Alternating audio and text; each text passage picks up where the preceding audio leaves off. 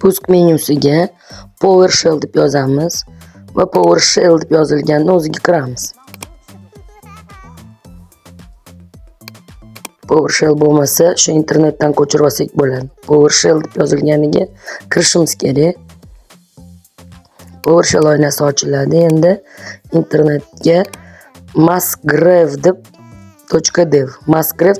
deb poisk beramiz. Bizda shunaqa sayt ochiladi.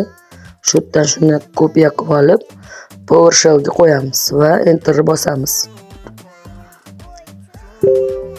Oyna ochiladi. Ochilgan oynada biza o'qishimiz mumkin. Birinchisi Windows, ikkinchisi Office bo'ladi.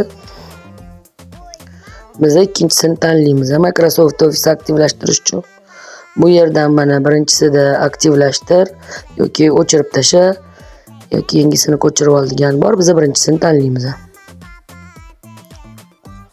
Va kutamiz. Hozir obnovить qilyapti va o'sha ключlarini qo'yib aktivlashtiryapti.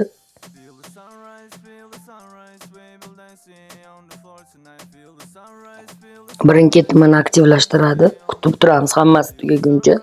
Oxirida o'zi yozuv chiqadi. Ingliz tilida hammasi tugadi, yaxshi aktivlashdi. Orqaga qaytish uchun 0 ni bosing deydi. Mana chiqdi. Biz shu 0 ni bossak, orqaga qaytamiz. Mana bu oynaga. Hammasini yopamiz. Bizda ochiq turgan o'sha ofislar bo'lsa, hammasini yopamiz. Перезагрузка qilish shart emas. Ofislarni yopib, keyin boshqatdan kirsak, shu aktivlashmagan ofislar aktivlashgan holatda bemalol foydalanishimiz mumkin.